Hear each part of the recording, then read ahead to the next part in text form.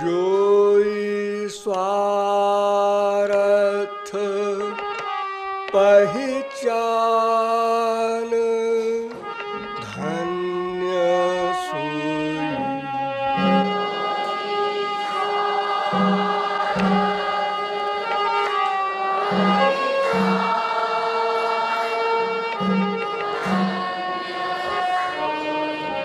जोई स्वार्थ पहचान धन्य सोई।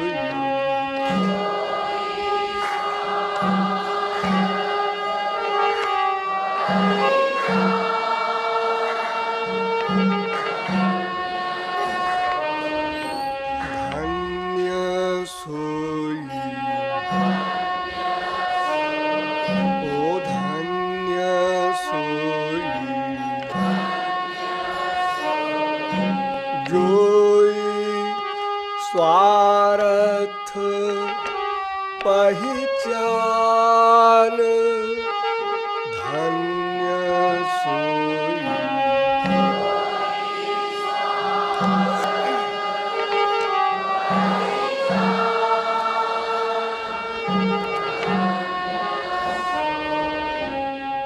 जोई स्वार्थ राधे जोई स्वार्थ पहचान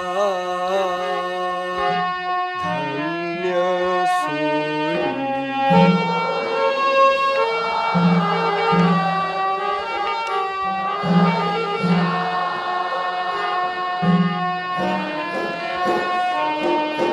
जोई स्वार्थ पहचान धन्य सोई।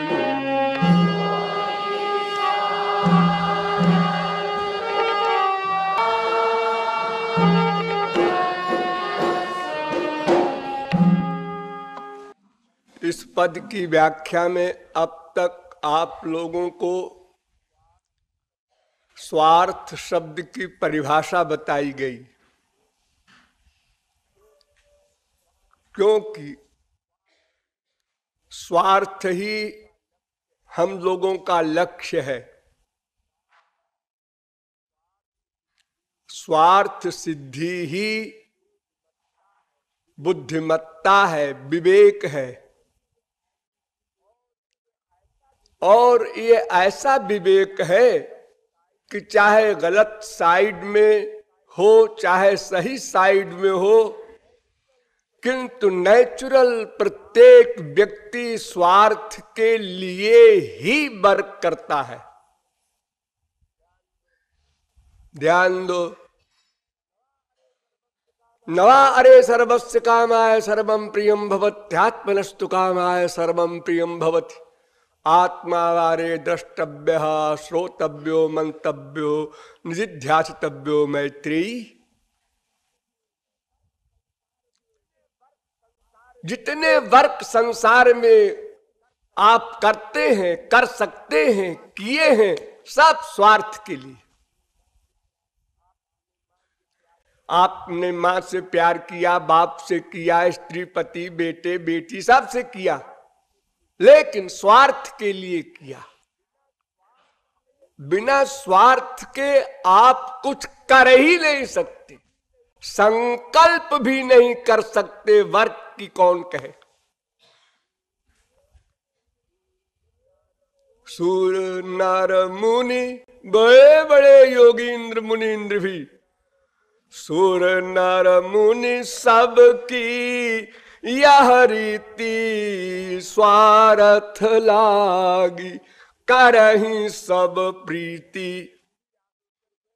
फिर भी आश्चर्य है, अगर किसी से कोई कह दे कि आप स्वार्थी हैं तो उसको आग लग जाती है। अरे स्वार्थी है, फैक्ट है, इसमें बुरा मानने की क्या बात है भाई। और स्वार्थी तो होना ही चाहिए। अगर सब स्वार्थी हो जाए तो परार्थी की जरूरत क्या पड़े। क्योंकि पर तो कोई बचेगा नहीं। स्वा स्वा स्वा स्वा स्वा स्वा स्वा, सब स्वा स्वा का कल्याण कर ले तो सबका कल्याण हो गया। फिर परार्थ करने के लिए जो भगवान और महापुरुष को आना पड़ता है वो बेचारे बैठे ताकते रहे।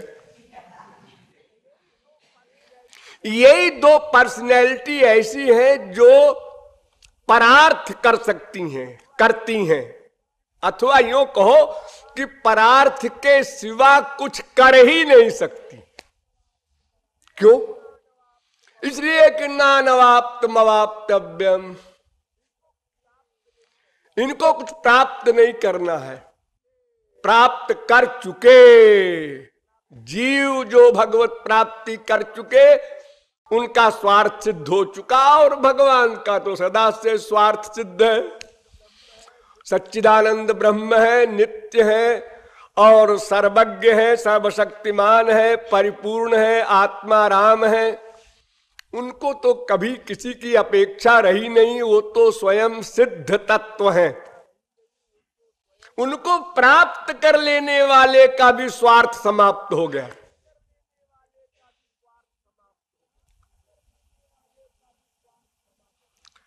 तो जिसका स्वार्थ है ही नहीं वो बेचारा या तो कुछ न करे, और अगर कुछ करेगा तो परार्थ के लिए ही करेगा, ही लगा देना। कायदे से, नियम से, सिद्धांत से तस्य कार्यम न विद्यते। अगर कोई महापुरुष खड़ा होता है गलत, बैठा है गलत, लेट गया गलत, बोला गलत, चुप हो गया गलत, देखा गलत, उसे कुछ नहीं करना चाहिए, उसको महापुरुष कहते हैं। आत्मन्नेवात्मना तुष्टस्य कार्यम न विद्यते। गुणातीतः स्थित प्रज्ञो विष्णु भक्तश्च कथ्यते एतस्य कृतकृत्यत्वात् शास्त्रमसमान निवर्तते। वो कृत कृत्य हो गया, माने करना कर चुका, अब करना नहीं है, सदा आनंद में लीन रहेगा। जैसे तकिया है ऐसे ही पड़ा रहेगा, क्योंकि कोई भी कार्य करेगा तो प्रश्न आएगा, एम क्या है तुम्हारे किसी वर्क का? तुमने आंख खोला क्यों? और तुमने आंख क्यों खोला? अरे हम तो मायाबद्ध हैं, बोर हो गए तो आंख बंद किए किए तो खोला। तुम तो आनंदमय हो, तुमने आंख बंद होने के बाद क्यों खोला?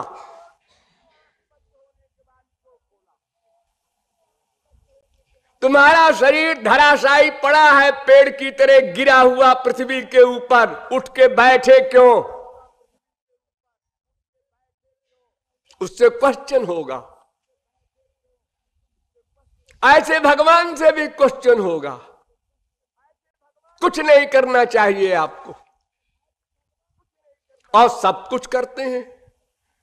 हमारे इतिहास में तो 99% महापुरुष राज्य किए हैं, गृहस्थ में रहे हैं, बाल बच्चे उनके थे। ध्रुव, प्रहलाद बड़े बड़े टॉप के महापुरुष, और जबकि उनको कुछ नहीं करना चाहिए,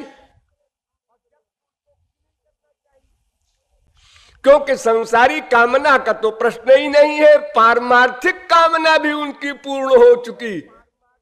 बाल्यावस्था में ध्रुव ने भगवत प्राप्ति कर ली, प्रहलाद ने भगवत प्राप्ति कर ली, परिपूर्ण हो गए, तृप्त हो गए। अब उसके बाद राज्य किया क्यों? हम लोग भी थे उस समय, तो हम लोगों ने ऐसे हंस के कहा होगा, अरे भाई देखो बड़ी बड़ी बातें किया करते हैं आप लोग, आखिर राज्य का लोभ आया कि नहीं? देखो ध्रुव राज्य कर रहे हैं, प्रहलाद राज्य कर रहे हैं, देख लो। हम तो पहले ही कह रहे थे, ये काहे के महापुरुष है? अरे महापुरुष होते तो अरे साधक ही, साधारण साधक ही राज्य को छोड़कर साधना भक्ति प्रारंभ करता है। और आप कहते हैं ये सिद्ध महापुरुष है, इनके लिए नरसिंह का अवतार हुआ है। सब गलत। हम लोगों ने उस समय ये कहा था, ये काम रहित है, इनके बच्चे हो रहे हैं, क्रोध रहित है, युद्ध हो रहा है, हजारों मर्डर हो रहा है, अर्जुन खून कर रहे हैं, हनुमान जी खून कर रहे हैं, और सर्वत्र सीताराम को देखते हैं, राधे श्याम को देखते हैं। तस्मात् सर्वेषु कालेषु माम अनुस्मर, इसका पालन कर रहे हैं। निज प्रभु माय देखहि जगत,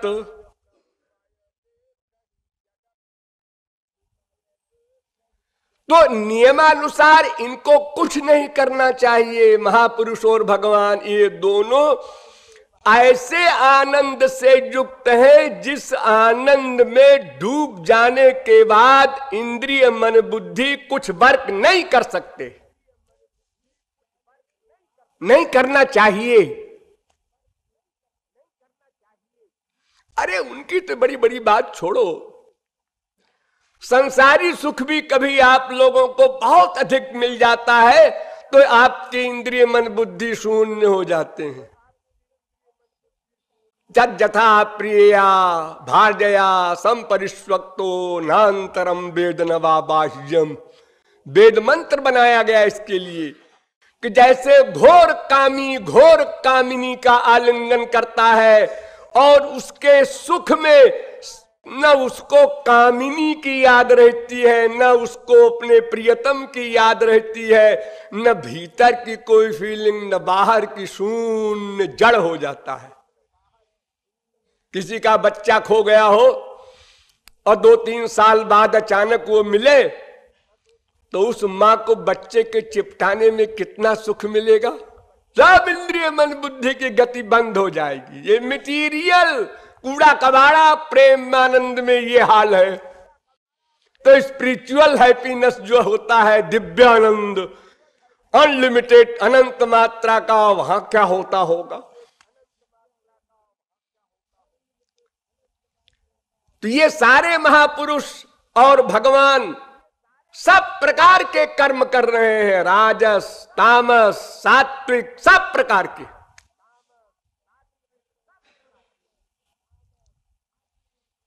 ये कैसे करते हैं? कैसे ही करते हो बाबा, लेकिन ये क्यों करते हैं, हम तो ये पूछते हैं। ये क्यों करते हैं? इसका उत्तर सीधा सा है, क्या? दूसरे के उपकार के लिए। बैठे बैठे क्या करें, बोर हो रहे, वो अपने गुरु के ऋण से ऋण होना चाहते हैं। हमारे गुरु ने हमको प्रेमानंद दिया, अगर वो न देते तो हम अनादिकाल के जैसे रंक थे वैसे ही रंक रहते, जैसे अज्ञानी थे वैसे ही अज्ञानी रहते। तो अगर हम ये आनंद औरों को न दें, अकेले भोगते रहें, तो ये कृतज्ञता नहीं होगी, ये तो कृतघ्नि का धर्म हो गया। इसलिए महापुरुष लोग करते हैं। और भगवान भी जैसी आवश्यकता पड़ती है, उनकी सृष्टि है, जब वो आवश्यकता समझते हैं कि ये काम मैं ही कर सकता हूं तो वो भी आते हैं, करते हैं। इसलिए क्यों का उत्तर तो है, लेकिन कैसे करते हैं, इनसे होता कैसे है।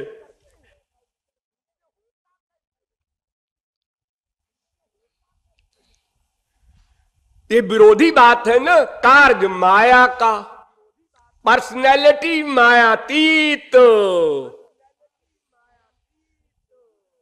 भक्त हेतु भगवान प्रभु राम धर्यो तनु भूप, और किए चरित पावन परम प्राकृत नर अनुरूप। घोर मायाबद्ध मनुष्यों की तरह राम ने लीला की और उसके आगे बढ़ गए, बल्कि और श्री कृष्ण ने तो रिकॉर्ड ही तोड़ दिया।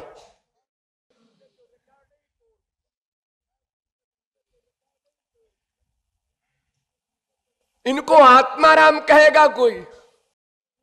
कालात्मनो यत् प्रमदायुताश्रय स्वात्मन रते। आत्माराम है, महाराज कर रहे हैं।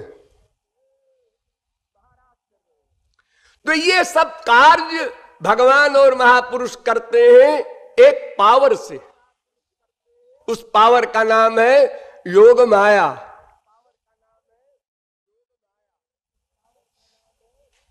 योग माया, एक तो माया वो है जो हम लोगों की खोपड़ी पर लगी है, और एक योग माया होती है वो भगवान के लगी है और वही महापुरुष को लग जाती है। दोनों पकड़े हुए हैं अपने अपने अंडर वाले को। यानी जीव जो माया के अंडर में है, ये बहिरंगा माया शक्ति इसके अंडर में है, वो नचा रही है। जीव को अपना स्वरूप भूल गया, मैं कौन हूं, अपने को देह मानने लगा और देह के नातेदारों को नातेदार मानने लगा और इंद्रियों के सुख को आत्मा का सुख मानने लगा। और ज्वाला जिसमें उद्दीप्त हो रही है, ऐसी अग्नि में कनस्तर के कनस्तर घी डाल रहा है और जिद्द है कि हम बुझा के मानेंगे, और आग बढ़ती जा रही है। अरे यत् पृथिव्याम, जितना विश्व है यदि किसी को दे दिया जाए तो भी और तृष्णा आगे बढ़ेगी। ब्राह्मण पदम याचते, ब्रह्मा की सीट चाहता है इंद्र भी, लेकिन हम भाग रहे हैं। शास्त्र वेद भी सुन रहे हैं, और इच्छाओं के पूरा होने पर क्या मिलता है, इच्छाओं के पूरा न होने पर क्या होता है, इसका अनुभव भी कर रहे हैं। फिर भी लगे दोनों साइड का अनुभव हमको हो रहा है डेली। इच्छा पूर्ति में भी दुख है, इच्छा की आपूर्ति में भी दुख है, फिर भी इच्छा बनाए जा रहे हैं अंधे होकर।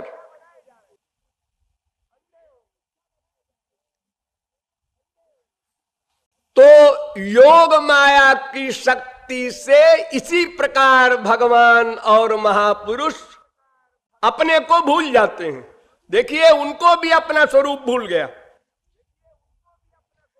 अगर श्री कृष्ण को अपना स्वरूप याद रहे तो ब्रज लीला प्रारंभ नहीं हो सकती,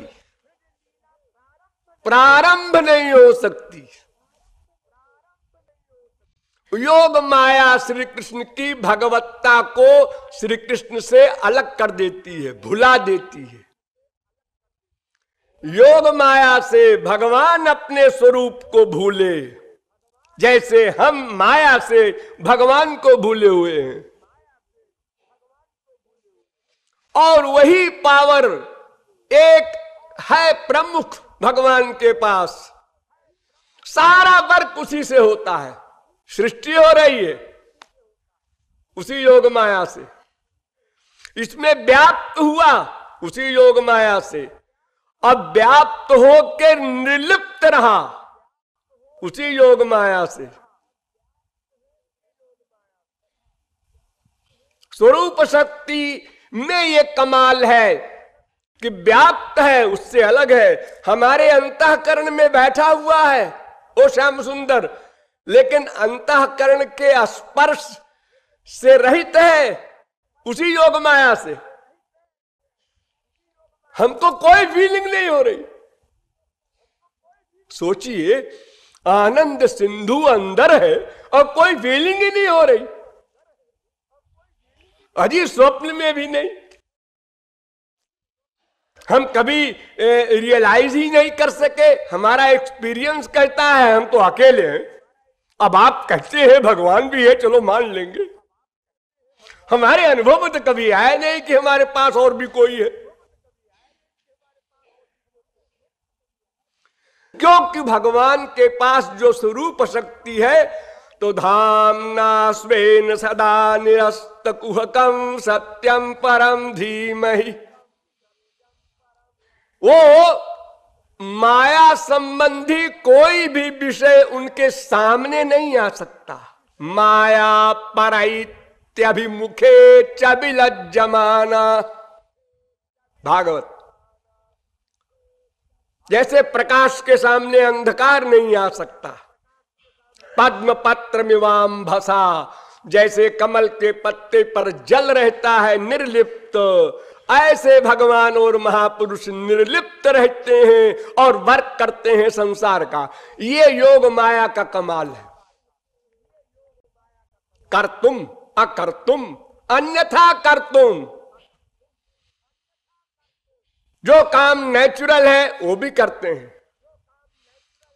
और जो नहीं करना है वो भी करते हैं, जो इम्पॉसिबल है वो भी करते हैं और उल्टा भी करते हैं।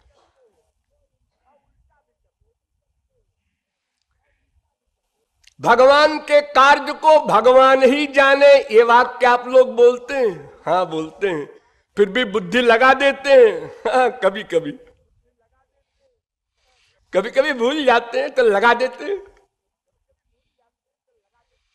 क्यों जी? भगवान श्री कृष्ण स्वयं भगवान और रुक्मिणी वगैरह, अरे ये तो महालक्ष्मी वगैरह है, सब महापुरुषों की दादी हैं। इन दोनों से पैदा हुए बच्चे सब राक्षस, उनको मरवाना पड़ा।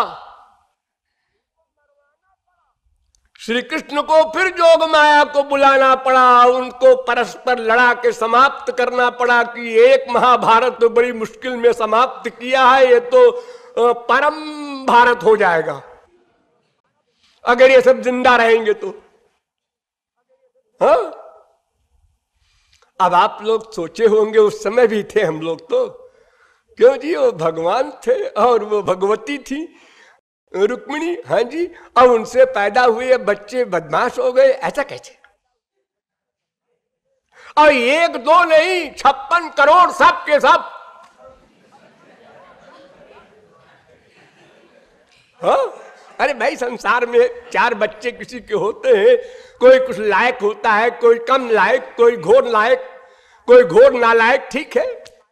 एक पिता के विपुल कुमारा, हो ही पृथक गुणशील आचारा। तो ये अन्यथा कर तुम है, उल्टा कर दिया।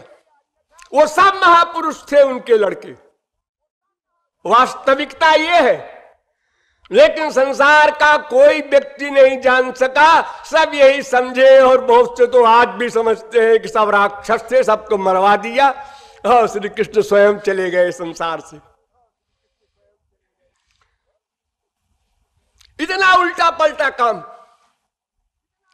वो गांडीवधारी अर्जुन और मामूली डकैतों के आगे सरेंडर करना पड़ा, उसका गांडीव व्यर्थ गया और गोपियों को लूटा डकैतों ने, जबकि सुरक्षा में थे, वो सुरक्षा गार्ड थे अर्जुन। ये कैसे? हाँ जी, समझ में नहीं आता। अर्जुन को गीता भूल गई। और सुनो अंधेर, एक गीता का लेक्चर जो महाभारत में हुआ, तो बाद में भगवान से कहता है, महाराज वो गीता तो जो आपने सुनाया था ना, वो ज्ञान भूल गया, फिर से सुना दीजिए। क्या है, कोई शाब्दिक ज्ञान है, भूल गया, उसका रिवीजन नहीं हुआ इसलिए? अरे उसने तो भगवत प्राप्ति की है, वो ज्ञान तो सदा रहता है, उस पर अज्ञान हावी ही नहीं हो सकता। और भगवान को देखो क्या जवाब दिया उन्होंने, श्री कृष्ण ने। ओ भाई, ऐसा है कि उस समय तो हम योग युक्त थे, तो तुमको गीता सुना दिया, अब मुझे भी याद नहीं। यानी हम लोगों को बेवकूफ बनाने का क्या ढंग है भगवान और महापुरुषों का। अरे ऐसे ही क्या हम लोग कम है? लेकिन आदत है उन लोगों की टेढ़ी चाल चलने की। महापुरुष की तो और अधिक है, भगवान की भी है, उन्हीं के सब चट्टे बट्टे हैं, वही भगवान तो गवर्नर है महापुरुष के। महापुरुष किसे कहते हैं? शरीर उसका मटेरियल है, लेकिन भीतर गवर्न करता है भगवान, उसको महापुरुष कहते हैं। जिस क्षण में जीव ने भगवत प्राप्ति किया, जीव अकर्ता हो गया, अब उसे कुछ नहीं करना।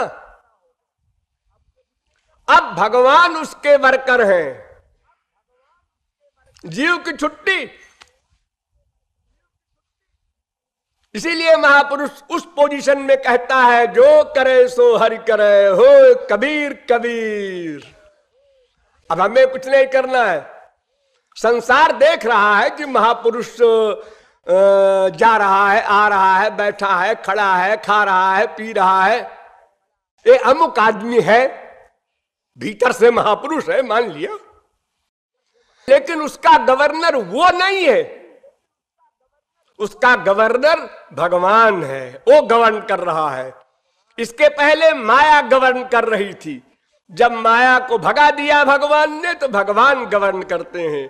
योगक्षेमं वहाम्यहम् तेषामहं समुद्धरता। तो इस प्रकार भगवान और महापुरुष दो पर्सनैलिटी ऐसी है जो योग माया के द्वारा परार्थ के लिए ही वर्क करती हैं। कंक्लूजन, जैसे हम स्वार्थ के लिए ही वर्क करते हैं, करेंगे, ऐसे ही जब हमारा स्वार्थ सिद्ध हो जाएगा, परमानंद मिल जाएगा, प्रेमानंद मिल जाएगा, तो हम दूसरे के लिए ही वर्क करेंगे, अपने लिए नहीं। और न करे तो रहा ही नहीं जाएगा, बिना किए रहा ही नहीं जाएगा उससे। जैसे इस समय हम स्वार्थ के लिए 24 घंटे परेशान रहते हैं, आनंद कैसे मिले, आनंद कैसे मिले, क्या करें? अब चलो नहा ले, अब धो ले, अब खा ले, अब पी ले, अब सो ले, अब जाग ले, अनेक विरोधी काम कर रहे हैं हम। भूत लगा है हमारे पीछे आनंद का, आनंद मिल जाए। ऐसे ही उन लोगों को भी भूत लगा है परोपकार का। परोपकार बचन मन काया, संत सहज स्वभाव खगराया। अरे स्वभाव ही कहना काफी था, उसमें सहज भी लगा दिया। हाँ? तो स्वार्थ से ही प्रत्येक पर्सनैलिटी वर्क करती है, इसलिए हम स्वार्थी हैं, ये बुरी बात नहीं। बुरी बात यह है कि हम गलत स्वार्थ समझ रहे हैं, हमारी यहां गलती है।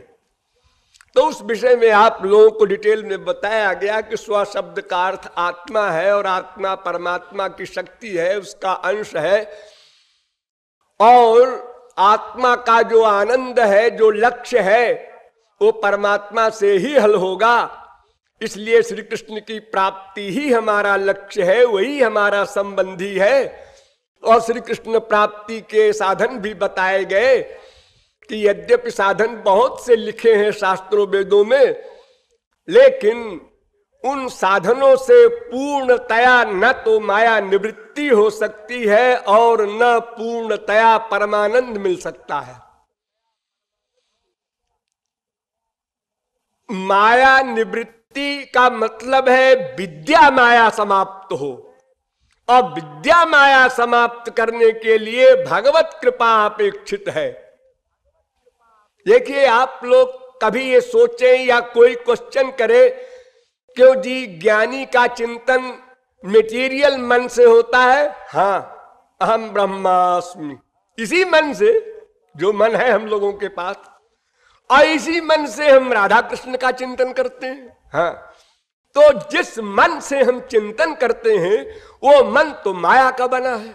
हाँ, और जिसका चिंतन करते हैं वो दिव्य चिन्मय है। हाँ, तो माया का चिंतन तो माइक होगा।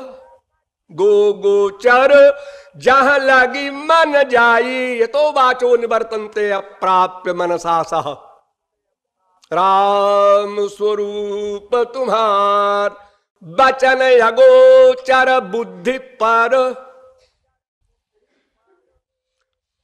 तो हम ये कहते हैं कि ज्ञानियों का चिंतन प्राकृत है, उनको दिव्यानंद कैसे मिल सकता है? इम्पॉसिबल। अविद्या नष्ट हो जाएगी ये मान लेते हैं, रजोगुण तमोगुण समाप्त हो गया मान लेते हैं, सत्वात् संजायते ज्ञानम, उसको ज्ञान मिला, सत्वगुण है उसमें, अभी सत्वगुण ही विद्या माया है। उनका आनंद इस संसारी आनंद से बहुत बड़ा है, लेकिन अनंत मात्रा का नहीं, ब्रह्मानंद नहीं, आत्मानंद है। तो फिर आपका भी राधा कृष्ण का चिंतन प्राकृत हुआ? नहीं, हमारा प्राकृत नहीं है। क्यों? इसलिए कि भक्ति जो है वो भगवान की स्वरूप शक्ति है। जब हम ये नवधा भक्ति, साधना भक्ति करते हैं तो जो जो आगे बढ़ते जाएंगे हम, त्यों त्यों वो विद्या माया को छोड़कर अविद्या माया समाप्त होती जाएगी स्वरूप शक्ति की कृपा से। और स्वरूप शक्ति जब अविद्या को समाप्त कर देगी और हम विद्या युक्त हो जाएंगे, तब विद्या को समाप्त करेगी भाव भक्ति पर जाकर। अभी साधना भक्ति है, इसमें अविद्या नष्ट होगी, फिर भाव भक्ति पर पहुंचेंगे तो विद्या माया भी नष्ट होगी। विद्या माया नष्ट हुई कि प्रेमा भक्ति दिया गुरु ने, अंतःकरण शुद्ध हो गया, बात बन गई, बर्तन तैयार हो गया। तो स्वरूप शक्ति की कृपा से ये माइक अंतःकरण दिव्य बन जाता है। लेकिन ज्ञानियों को स्वरूप शक्ति किससे मिले? वो तो सत्ता मात्र ब्रह्म से प्यार करते हैं। वो ब्रह्म में शक्ति का कोई कार्य ही नहीं होता, कृपा आदि गुण का उसमें। इसलिए एकमात्र भक्ति ही अभिधेय है, साधना है। और भक्ति भी 9 प्रकार की आपको बताया, उसमें भी 3 प्रमुख बताया, उसमें भी एक सबसे प्रमुख है स्मरण।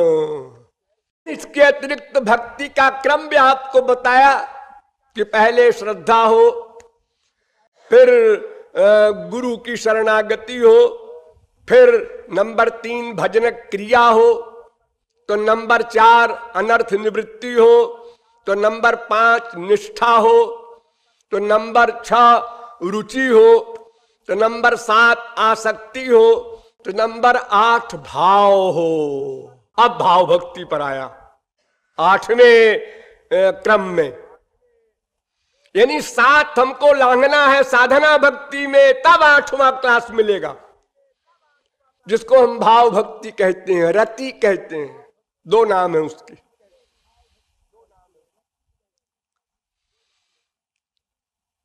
तो अनर्थ निवृत्ति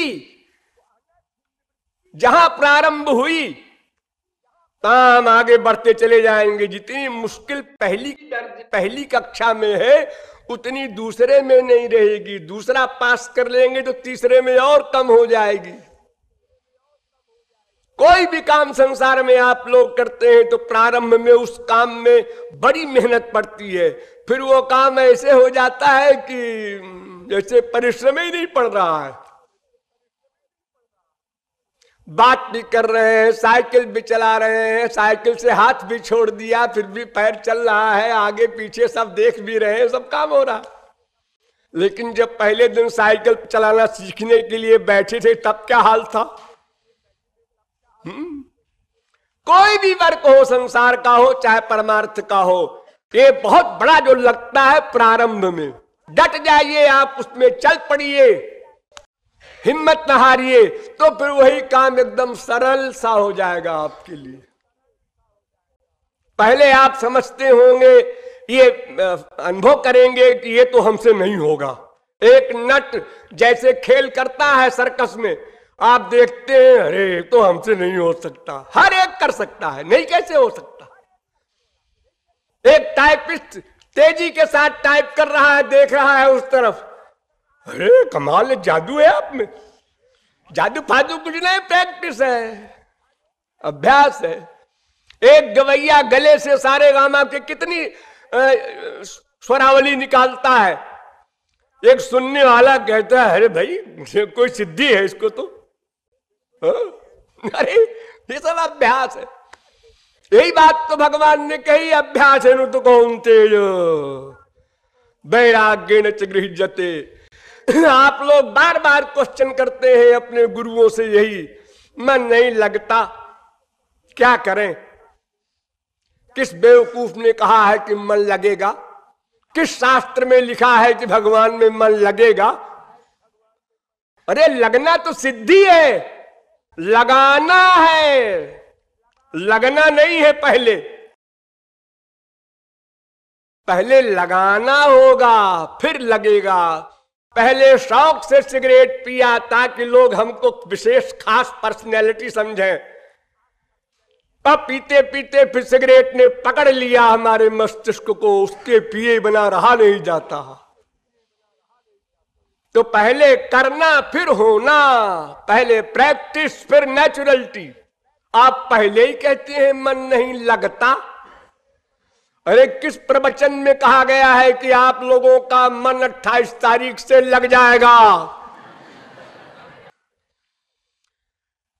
हम जितना अधिक जहां स्वार्थ मानेंगे उतना अधिक उतनी जल्दी मन लग जाएगा। स्वार्थ मान ले, ये मानने की जो लिमिट है इसी पर डिपेंड करता है वो हमारी प्यास कितनी है, भूख कितनी है। उस प्यास को, उस भूख को बढ़ाना है। तो साधना भक्ति के अंतर्गत आपको बताया गया कि जो जो आप साधना करेंगे त्यों तो ये सब दोष मिटते जाएंगे। इन दोषों को मिटाने की सोचो मत। हमें गुस्सा बड़ा आता है, क्या बताएं, इसका कोई इलाज है गुरुजी? गुस्सा ना आवे, हाँ गुस्सा ना आवे और लोभ रहे, हाँ रहे, कोई बात नहीं। अरे भाई इनका परस्पर संबंध है, ये जाएंगे तो सब जाएंगे परिवार सहित, अन्यथा सब जमाए रहेंगे डेरा। ये सब माया के नौकर चाकर हैं, जब तक माया रहेगी ये सब रहेंगे। अब ये है कि अधिक चिंतन करे, सावधान रहे तो कम आएगा गुस्सा, लेकिन आएगा। क्योंकि बिना ईश्वरीय शक्ति के संग्रह के और फीलिंग बिल्कुल ना हो, ये इम्पॉसिबल। 4 आने आपकी ईश्वर भक्ति हो गई, 4 आने आपकी आत्मशक्ति बढ़ गई, तो 4 आने की जो मुसीबत कोई होगी उसकी फीलिंग आपको नहीं होगी। लेकिन 5 आने की मुसीबत आई तो 1 आने की फीलिंग होगी, 4 आने नहीं होगी। ऐसा गणित है इसका।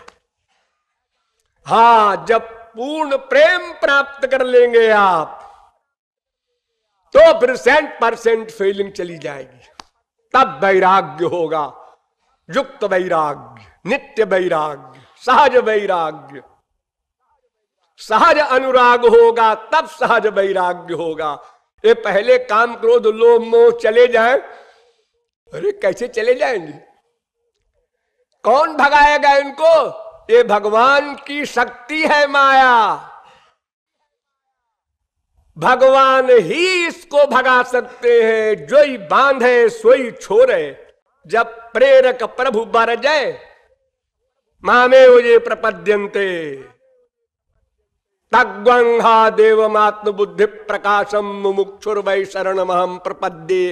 ये परमहंस लोग कह रहे, वेद की ऋचाएं शरणागति कर रही है, कृपा करो तो माया जाए। और आप कहते हैं कि सोचेंगे तो चली जाएगी, सोचने से चली जाएगी। क्या सोचोगे? वो हमारा दुश्मन है, उससे दुश्मनी नहीं करना चाहिए, वो हमारा दुश्मन है। दुश्मनी जितनी बार सोचोगे उतनी दुश्मनी बढ़ेगी, क्योंकि दुश्मन की याद आएगी।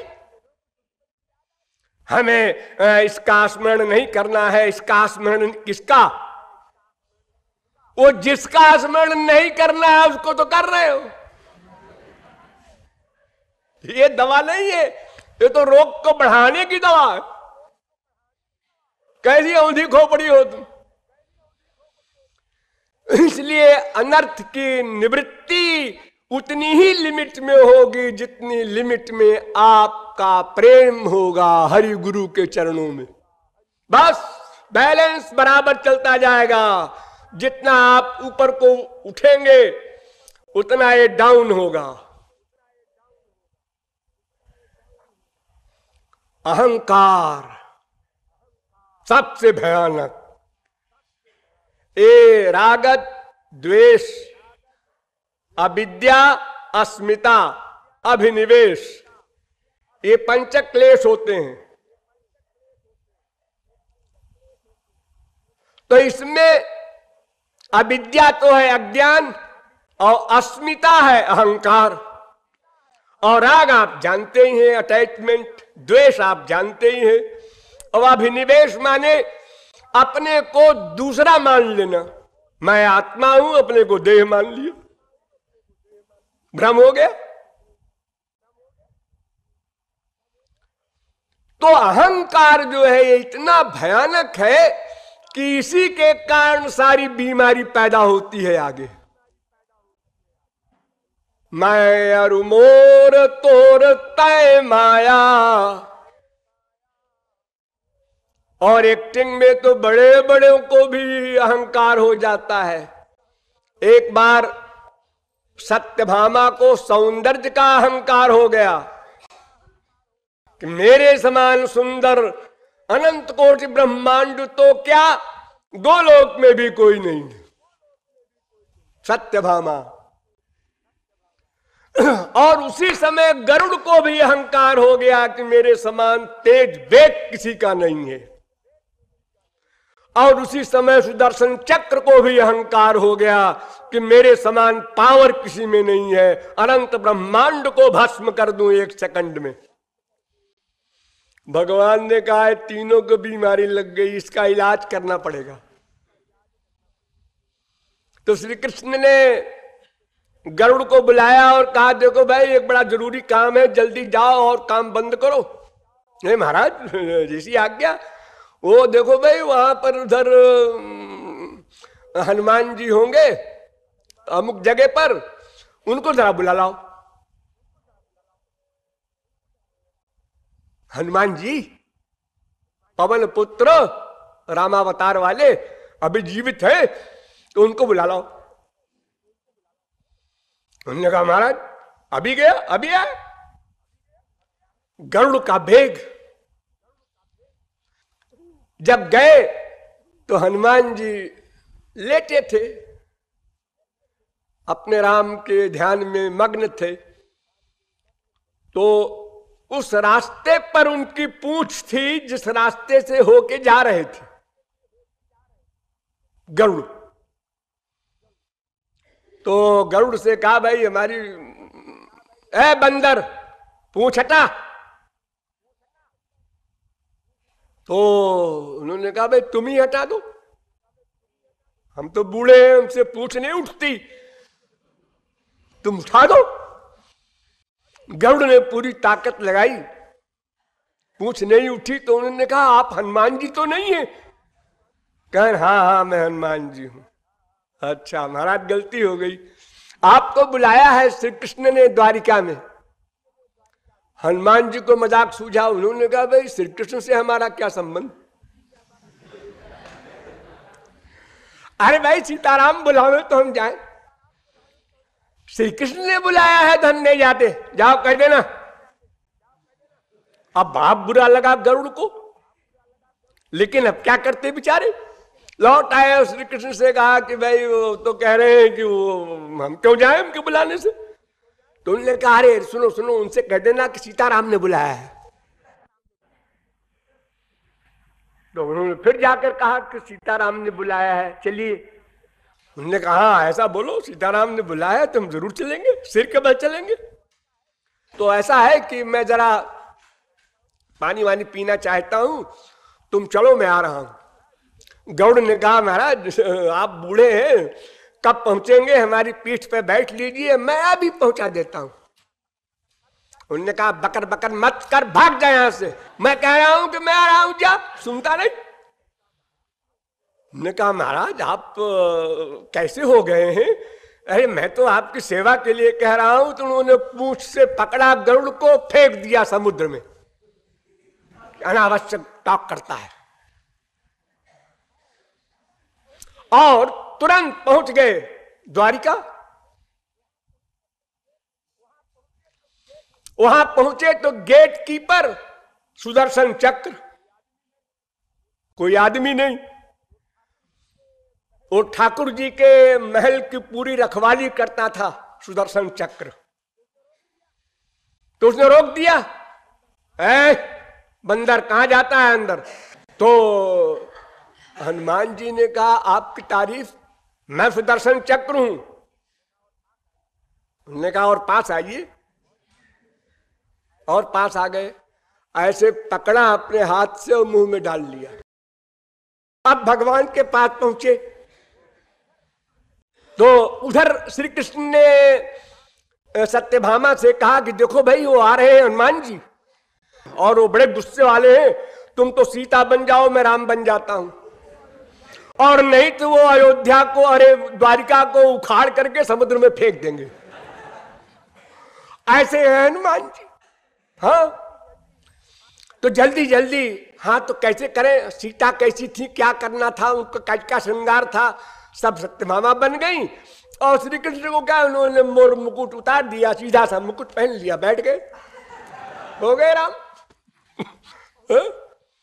अब पहुंचे हनुमान जी तो उन्होंने कहा अरे हनुमान, ये गाल तुम्हारा एक तरफ सूजन क्यों है? उन्होंने कहा कुछ नहीं महाराज, एक खिलौना है बदतमीजी कर रहा था गेट पे, उसको मुंह में रख लिया।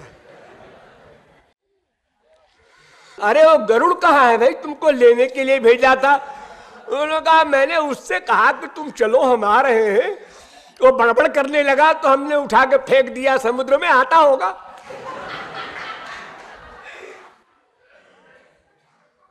और महाराज माता सीता कहाँ है? ये नौकरानी बगल में कौन बैठी है?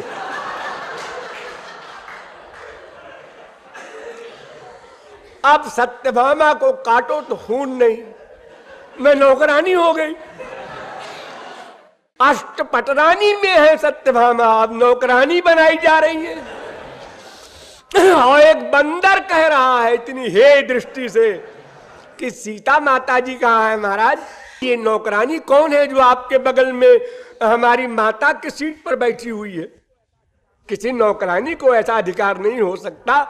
राधा और सीता की सीट तो केवल उन्हीं की रहेगी, ललिता विशाखा को भी नहीं मिल सकती। तो यद्यपि ये लोग अहंकार का नाटक किए हैं, लेकिन मैं ये कह रहा हूं कि अहंकार नाम की एक ऐसी वस्तु है जिसने हमको अनादिकाल से बर्बाद किया। ये रहेगा, कम होता जाएगा, कम होता जाएगा,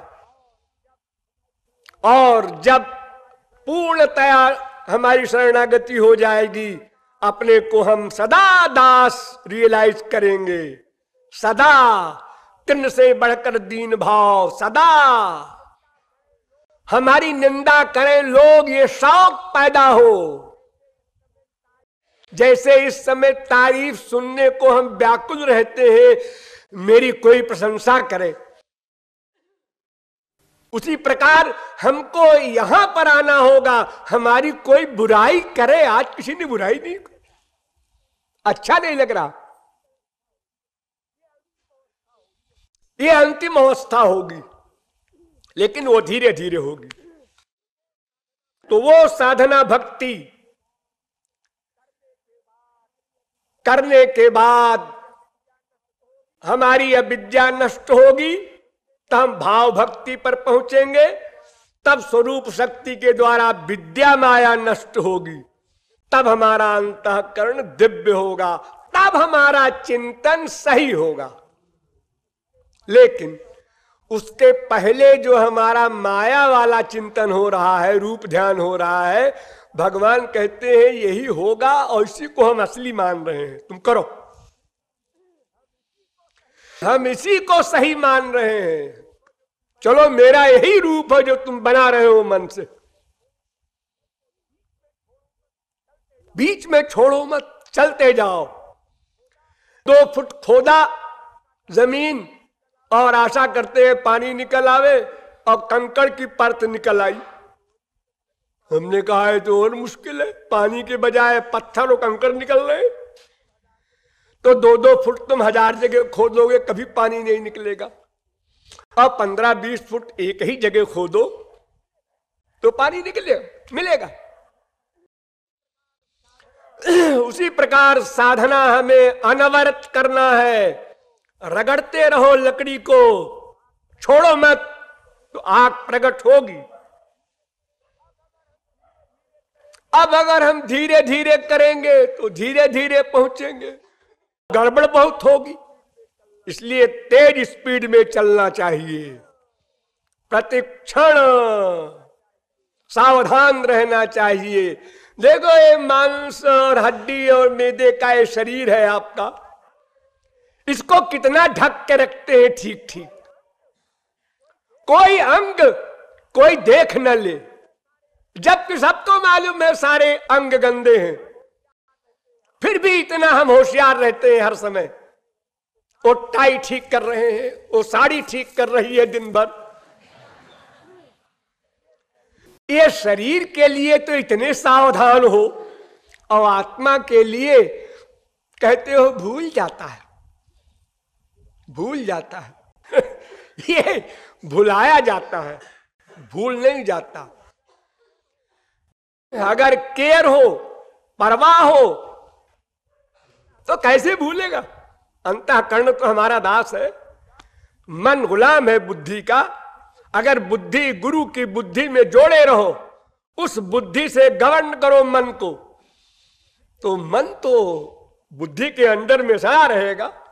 उसके विपरीत एक क्षण को नहीं जा सकता, अभ्यास करना होगा।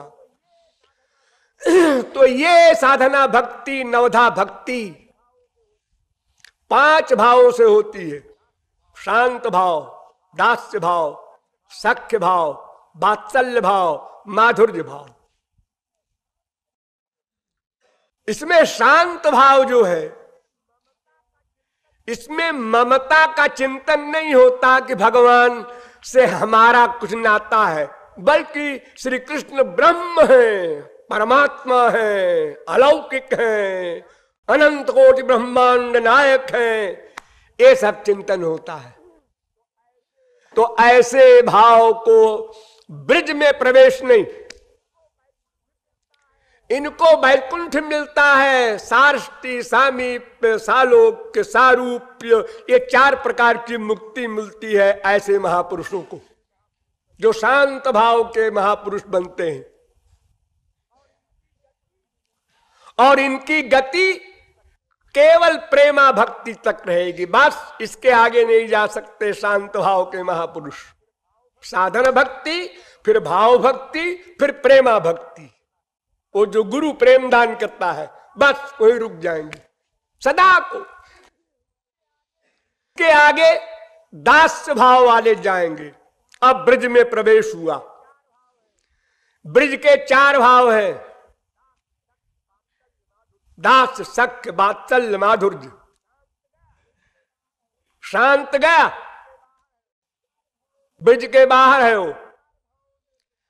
तो इन 4 भावों में जो दास्य भाव है, इसमें ममता है, वो मेरे स्वामी है, और सेवा वासना है, अपने स्वामी की सेवा करना है। लेकिन संकोच है, भय है दास को। जैसे रक्तक, पत्रक, ये प्रमुख दास हैं श्री कृष्ण के। अब कोई फल खा रहे हैं, बड़ा मीठा स्वादिष्ट निकला वो फल। अब उनकी इच्छा हुई हमारे स्वामी को भी हम खिलाते हैं ऐसा फल, लेकिन ये जूठा हो गया। अब कोई दास स्वामी को जूठा फल कैसे खिलाएगा? मर्यादा के विपरीत हो जाएगा, अपराध हो जाएगा। मन मार के रह जाता है। लेकिन वो दास्य भाव वाला महापुरुष प्रेमा भक्ति, स्नेह भक्ति, मान भक्ति, प्रणय भक्ति और राग भक्ति के प्रारंभ तक जाता है, दास्य भाव वाला। अब इससे भी ऊंचा सख्य भाव का महापुरुष, ये भगवान को अपने बराबर मानता है या तो छोटा मानता है। आमार समहीन, अपने बराबर माने या अपने से छोटा, ये सख्य भाव है। एक कंधे पर बैठने का शौक रखता है, ये अपना जूठा बेधड़क खिलाता है। एक फल बड़ा मीठा है, एक नहीं जाए, इधर इधर क्या है, ये ले बड़ा मीठा है, और ठाकुर जी खा गए। यहां विश्वास है, मेन विश्रंभ है यहां पर, विश्वास मेरे सखा है, ऐश्वर्य का चिंतन नहीं। अब इससे ऊंचा और चलिए, वात्सल्य भाव, वे हमारे बेटे हैं, इस भावना से प्यार करने वाले। इनको किसी और बात से मतलब नहीं, इनको इससे मतलब है कि मैं जो करूं वो ठीक। ये तो बच्चा है, क्या जाने, मैं जो उचित समझूंगी, खिलाऊंगी, पिलाऊंगी, पहनाऊंगी, क्या शास्त्र वेद में कुछ नहीं, मेरा बेटा है, मैं अपने हिसाब से चलाऊंगी, इसको लायक बनाऊंगी। हिंस्रान वीक्ष पुरा पुराण पुरुषम नारायणम ध्यास्यसि। जब श्याम सुंदर गाय चराने जाते थे तो मैया उनको रोज बुलाती थी, ए कनुआ इधर आ। क्या है मैया, देख जंगल में जा रहा है तू गाय चराने। हाँ मैया, तो देख जंगल में जंगली जानवर मिल जाते हैं कभी कभी, भेड़िया वगैरह, तो डरना नहीं। अच्छा नहीं डरूंगा। और देखो नारायण भगवान का ध्यान करना उस समय, हिंस्रान वीक्ष पुरा पुराण पुरुषम नारायणम ध्यास्यसि। ठाकुर जी भी उसे भोले भाले बन के, अच्छा मैया नारायण के ध्यान करूंगा। वहां पूरा अधिकार है मैया का, ये वात्सल्य भाव का रस है। ये वात्सल्य भाव वाले प्रेमा भक्ति, स्नेह भक्ति, मान भक्ति, प्रणय भक्ति, राग भक्ति, अनुराग भक्ति तक जाते हैं। यशोदा मैया, नंद जी आदि। इससे भी ऊंचा अंतिम माधुर्य भाव। श्याम सुंदर हमारे प्रियतम हैं,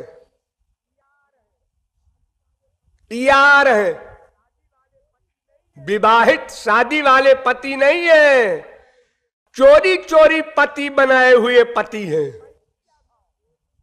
यानी परकीया भाव। ये गोपियों का ब्याह नकली कराया गया योग माया से, और नकली ब्याह के बाद नकली बच्चे भी हुए योग माया से।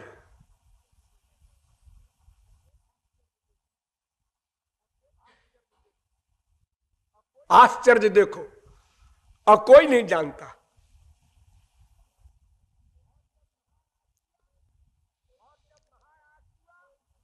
और जब महाराज हुआ तो उस समय भी जो स्त्रियां महाराष्ट्र में गईं, उनके पति लोग अपनी बीबी के ऊपर हाथ रख के सो रहे हैं। है ना ठीक, बिल्कुल ठीक ठीक, मेरे पास है ना, हाँ मेरे पास है। मन्यमाना स्वपार्श्वस्थान स्वान स्वान दारान ब्रजौ कसा। ये भी योग माया से हुआ। अरे करोड़ों ब्रह्मा की उम्र के बराबर रात बना दी गई और कोई नहीं जानता। महारास होता रहा। सब बुद्धि से परे की बातें हैं, इतनी गहराई में मत जाइए। मोटी मोटी बात समझिए कि माधुर्य भाव का प्रेम अनुराग भक्ति के आगे, भावावेश भक्ति उसके आगे महाभाव भक्ति तक जाती है। बस महाभाव भक्ति के आगे कोई भक्ति नहीं, वो अंतिम सीमा है जीव के लिए। एक सीट और है, लेकिन वो जीवों के लिए नहीं, श्री कृष्ण के लिए भी नहीं, वो केवल किशोरी जी के लिए है। उसका नाम है मादन। मादनोयम परात् परः राजते लादिनी सारो राधा या मेव। यह सदा केवल किशोरी जी की सीट है मादन। श्री कृष्ण को भी नहीं मिली है, वो औरों को क्या मिलने का प्रश्न है। इसलिए जितने रागात्मिका भक्ति वाले हैं, भगवान के स्वरूप शक्ति युक्त, ललिता विशाखा वगैरह, सब महाभाव पर उनका एंड हो जाता है। और उनकी कृपा जिस पर हो जाए वो भी महाभाव पर पहुंच जाएगा। ये अंतिम क्लास है उसका। इस महाभाव की अवस्था में क्या क्या बातें होती हैं, ये तो बताना निरर्थक, सुनना निरर्थक, समझना असंभव। अभी इतनी लंबी बात क्यों की जाए, अभी तो हमको साधना भक्ति पर ही ध्यान देना है। साधना भक्ति जो हम कर रहे हैं, इसके बाद भाव भक्ति आएगी, तब भाव भक्ति पर विचार करेंगे डिटेल में, फिर प्रेमा भक्ति पर विचार करेंगे। अभी साधना भक्ति पर ही ध्यान देना है। वो ये कि सर्वप्रथम स्मरण।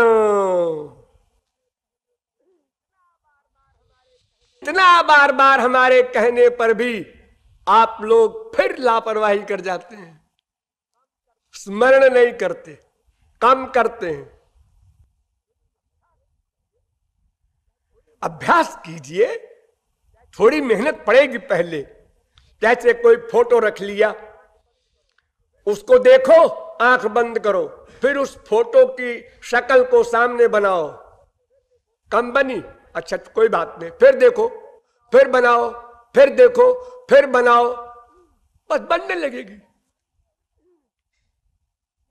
या मन से ही बनाओ, लेकिन थोड़ा परिश्रम करो। इतनी जल्दी घबरा जाते हो। अरे खड़े होना सीखने में कितनी बार गिरे हो, घुटने के बल चलना सीखना भी पड़ा आपको, बड़ा परिश्रम पड़ा था उस समय भी। ये तो आत्मकल्याण की बात है, इसमें घबराने की जरूरत नहीं। परिश्रम करना होगा और बहुत सी बातों पर ध्यान देना होगा। इसके साथ साथ परहेज करने पर भी, कुसंग से बचो, कमाई भले ही कम करो, गमाई न होने पावे। कोई आदमी 1 लाख का महीना कमाता है, 1.25 लाख खर्च करता है, तो उसके ऊपर कर्जा हो जाएगा। और कोई 10,000 कमाता है और 1,000 बचाता है, वो एक दिन लखपति बन जाएगा। तो कुसंग से बचने का मतलब नामापराध न होने पाए, कहीं दुर्भावना न होने पाए। घोर पापात्मा के प्रति भी ये सोचो इसमें श्री कृष्ण बैठा है।